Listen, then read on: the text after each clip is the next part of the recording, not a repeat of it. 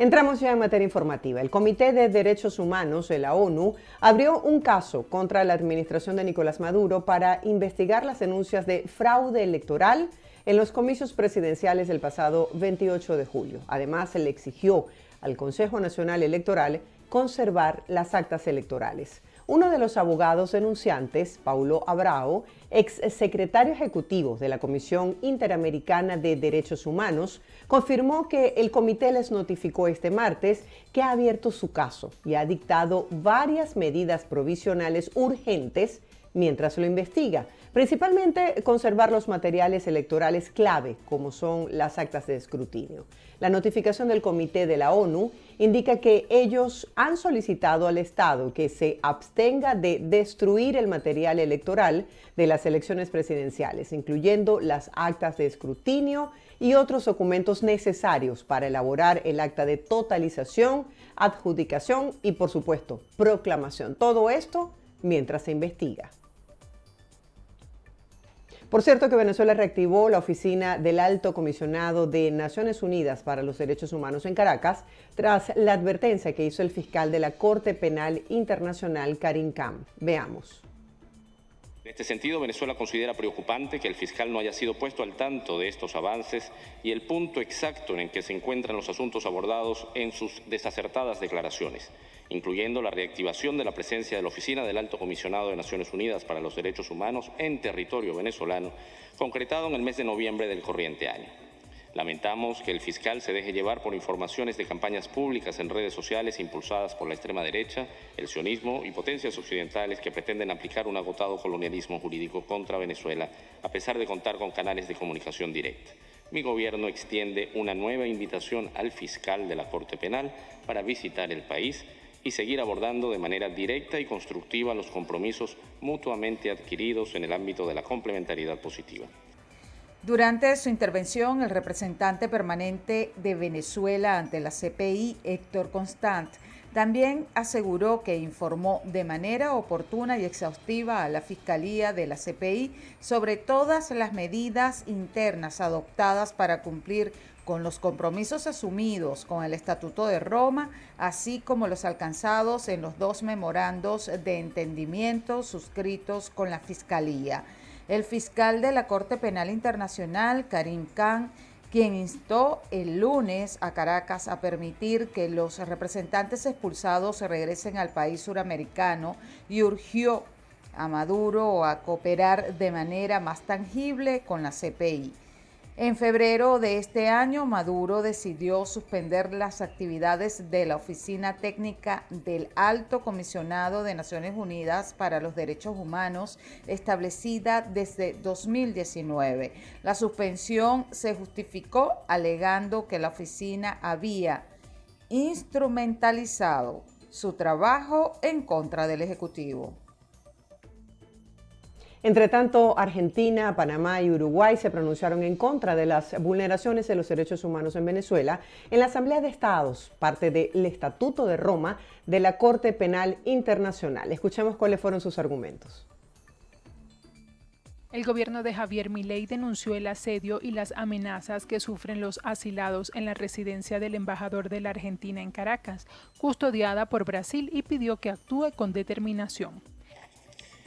Nuestra misión diplomática en Caracas ha enfrentado situaciones de asedio por parte de fuerzas policiales y actores no armados, no identificados, en represalia por haber ofrecido asilo a personas cuya vida e integridad se encuentran en peligro. Es imperativo que se respete la inviolabilidad de nuestras misiones diplomáticas y que se otorgue de manera urgente los salvoconductos necesarios para garantizar una salida segura de los asilados. Exhortamos a esta Corte a actuar con determinación para asegurar que los responsables de estos crímenes sean llevados ante la justicia. La impunidad no solo perpetúa el sufrimiento de las víctimas, sino que también erosiona los fundamentos del orden jurídico internacional. Entre tanto, Panamá expresó preocupación por la demora en la investigación que lleva el fiscal de la Corte Penal Internacional por crímenes de lesa humanidad en Venezuela. La República de Panamá aprovecha esta Asamblea de Estados partes del Estatuto de Roma para exteriorizar su preocupación por la injustificada demora en la tramitación del expediente sobre crímenes atroces cometidos y que siguen cometiéndose en Venezuela.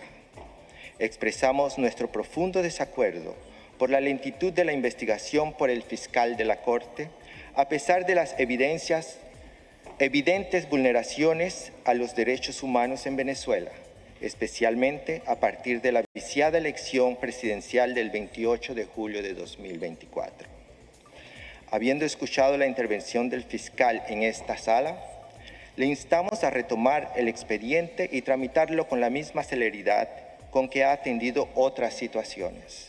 Uruguay pidió el apoyo político explícito para la imparcialidad del trabajo de la Corte Penal Internacional ante la situación en Venezuela. Hoy más que nunca es necesario el apoyo político explícito de todos los Estados parte a su labor independiente e imparcial, en un contexto multilateral complejo y repleto de desafíos que amenazan la paz y seguridad internacionales, en todas las regiones del mundo sin excepciones, incluyendo la mía propia, situación en Venezuela. Por su parte, Venezuela rechazó las declaraciones de Panamá, Argentina y Uruguay. En ese sentido, arremetió contra las gestiones de los gobiernos de José Raúl Mulino, Javier Milei y Luis Lacalle Pou.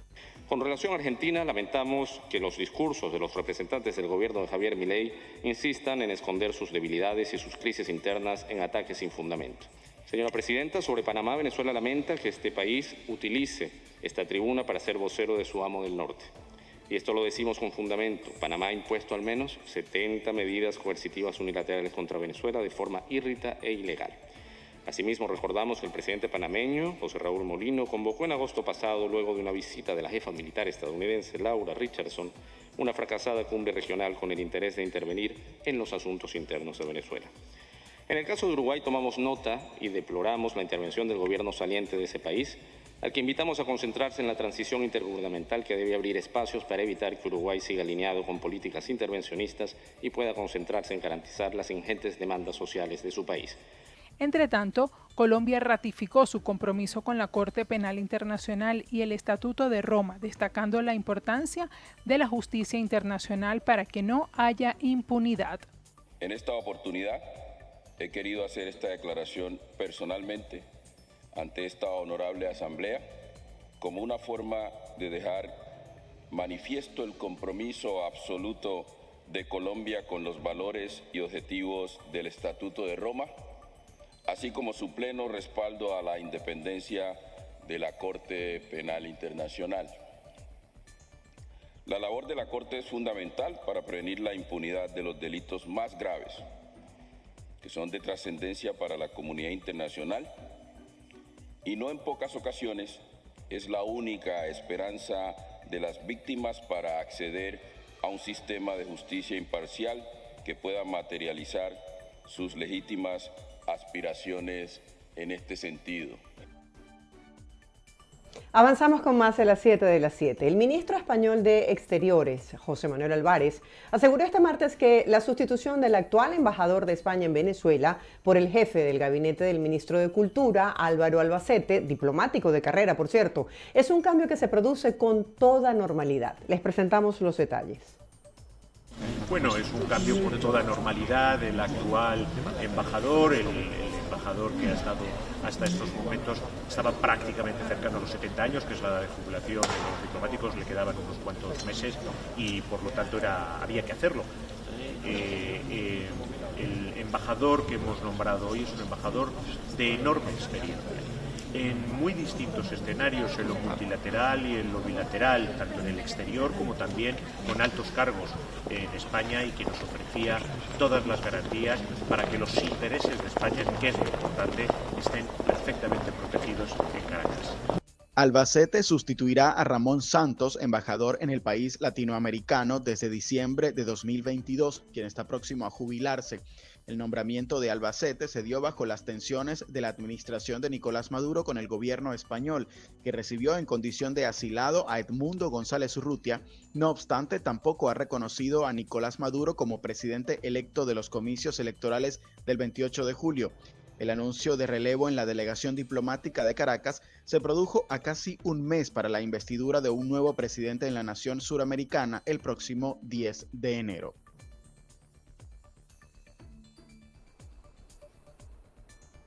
En Venezuela, Delcy Rodríguez presentó la propuesta de presupuesto para 2025 de casi 22.662 millones de dólares. Es decir, esto representa aproximadamente un 11% más que lo presupuestado para este año 2024. Proyecto que ya fue aprobado en primera discusión por la Asamblea Nacional de 2020. Veamos. El presupuesto contemplado para el año 2025 asciende a 906.459.117.540 bolívares, o su equivalencia en divisa de dólar a 22.661.477.939 dólares. Debo confesar que tuve que nebulizarme en la mañana para poder leer esta cifra, pero que en realidad lo que están manifestando y lo que está aquí simbolizando es que Venezuela ha ido avanzando en la incorporación de ingresos importantes para el sustento de la familia venezolana. Y en más información, el Ministerio de Seguridad Pública de Panamá indicó que unos 297.354 migrantes cruzaron la peligrosa selva del Darién con rumbo al norte del continente hasta este 30 de noviembre. Esto representa un descenso de 40% respecto al periodo del año pasado, a este mismo periodo. Las cifras fueron divulgadas por las autoridades de Panamá, que atribuyeron esa baja a medidas que implementaron, como por ejemplo los vuelos de repatriación y otros factores. Las estadísticas entregadas el martes por el Ministerio de Seguridad Pública a The Associated Press apuntan a que el cierre de 2024 habrían pasado aproximadamente 200.000 migrantes menos que el año anterior, cuando esa ruta irregular fue utilizada por más de 500.000 de extranjeros que buscaban llegar acá a los Estados Unidos. Esto representó un número récord. Noviembre, por cierto, fue el mes del año en que menos migrantes cruzaron por el Darién, en la frontera con Colombia, 11.144. Esto, según las autoridades, se debió posiblemente a las fuertes lluvias que hicieron más difícil el cruce por los caudalosos ríos. Las autoridades mexicanas dijeron u obstaculizaron, por cierto, el paso a la caravana de migrantes que había salido desde este lunes, como le comentamos, hacia el norte de México desde Tapachula. Les compartimos de inmediato las imágenes. Una caravana con cerca de 1.500 migrantes que salió de la frontera sur de México se encontró con el bloqueo de las autoridades de ese país, quienes impiden que salgan del estado de Chiapas, limítrofe con Centroamérica. En medio de las presiones del presidente electo de Estados Unidos, Donald Trump, para que México controle el flujo migratorio, el contingente salió del municipio de Huixtla con paso lento y flanqueados por la Guardia Nacional y la Policía Municipal. Los indocumentados, en su mayoría de Venezuela, denunciaron que elementos del Instituto Nacional de Migración desde su llegada a Huixtla han permanecido en sus alrededores y los persiguen por la carretera, donde intentaron detener a una familia, pero los mismos migrantes lo impidieron. Los extranjeros piden comprensión a la presidenta Claudia Sheinbaum, quien la semana pasada aseguró en una llamada con Trump que las caravanas ya no llegan a la frontera con Estados Unidos, mientras el mandatario electo ha prometido aranceles del 25% a los productos mexicanos si no se frena la invasión de migrantes y drogas. La mandataria prometió una estrategia migratoria humanitaria con un polo industrial en el sur de México, mientras sostiene que los encuentros diarios de migrantes en la frontera de Estados Unidos han caído un 75% desde diciembre de 2023.